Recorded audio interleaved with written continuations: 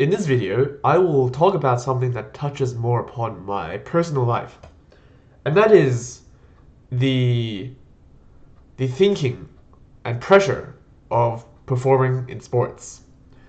Now, the me in real life, which my viewers don't know, I compete somewhat regularly at state and national levels in the sport. And the stress you feel is unlike any other. It's sort of beyond words.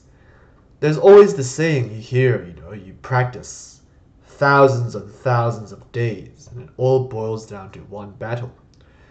What do you do when it doesn't go your way?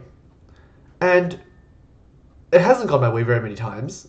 And when it does, I guess the feeling you pursue is happiness. The feeling you pursue is elation.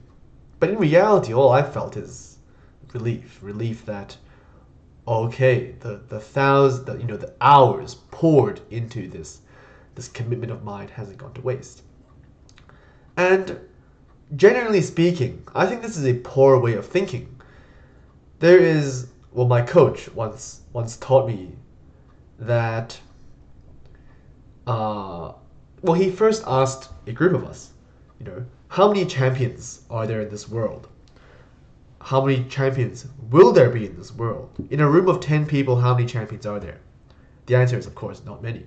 So the follow up question is, if you're not a champion, what are you? You're a loser.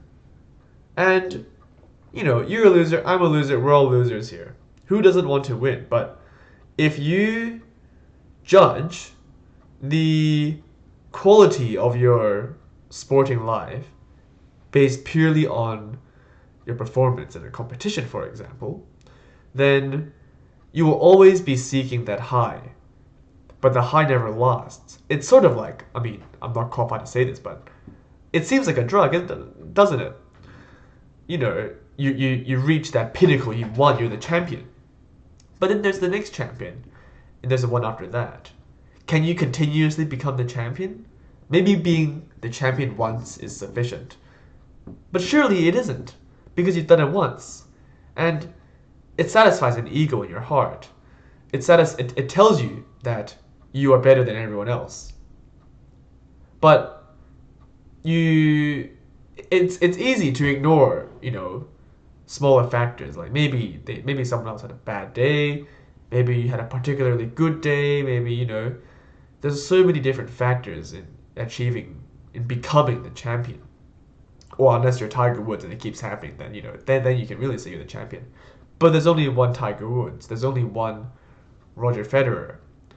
And I think what I've learned from that lesson from my coach is that it's okay to be a loser. Really, you know, the idea of sporting is so broad, and to judge to gauge or to derive happiness purely from the performance of your sporting at a competition is almost self-destructive, right?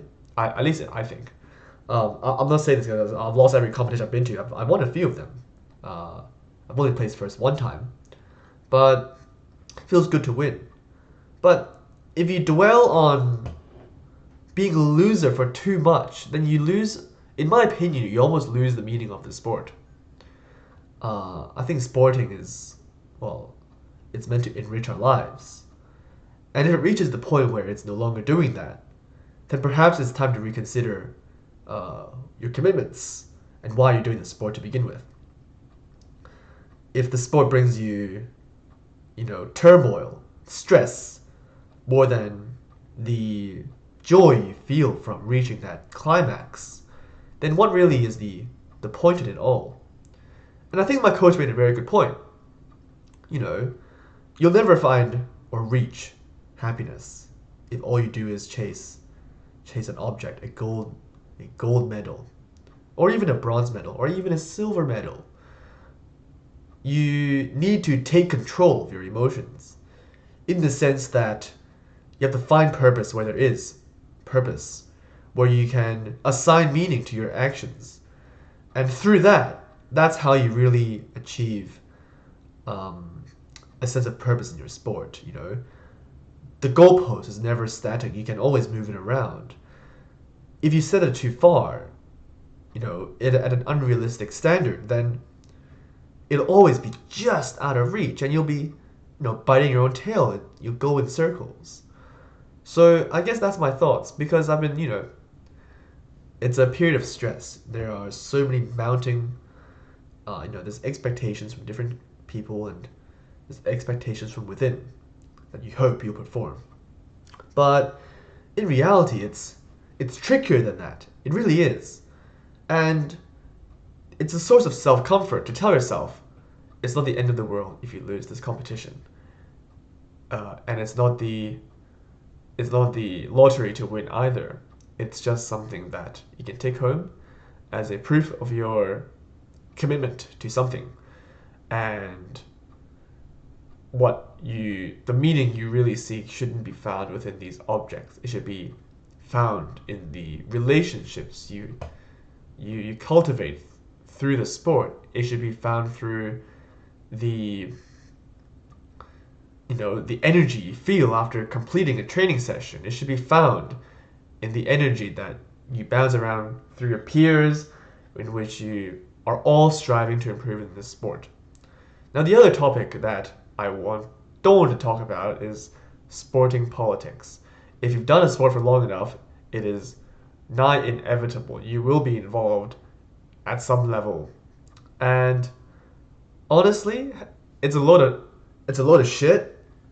So let's not talk about it. But I think that's part of the finding joy, If all these sporting politics become a source of pain that diminishes the love you have for the sport, then perhaps reconsideration is in order.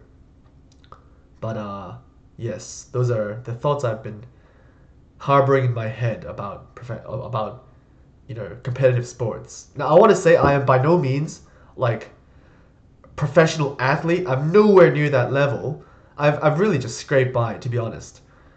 But it's not like I don't have any accolades to show for it. But the imposter syndrome is really real. And perhaps we are all imposters at heart, right? But I think that's a challenge to overcome. And, to really find meaning in what we're doing is sacred. It's not just sporting. Finding meaning in what we're doing is a very common theme amongst all the things in which we do. I'm sort of going on a tangent here, but I'll talk about it for a little bit, Beyond sports, what is the meaning of undertaking a degree? What is the meaning of I'll keep it at that. What's the meaning? What's the underlying meaning which you assign to this degree, which you're pursuing? Is it the career? Is it the prestige of having a degree? Is it the to make your parents proud? And I think I'm lucky enough to even contemplate these topics.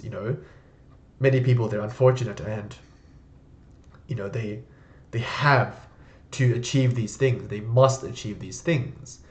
The pressure which they feel is incomprehensible to me, because perhaps it really is the end of the world for them if it's not achieved. But I think everyone can do with a moment of reflection and just think for a little bit why we're doing any of this. And even though maybe sometimes just lying to yourself and saying it's all for yourself, you're doing it because it makes you happy. Perhaps that's good enough. But yes, I'll avoid being too philosophical in this video. I've rambled on for long enough, so thank you all for listening once more.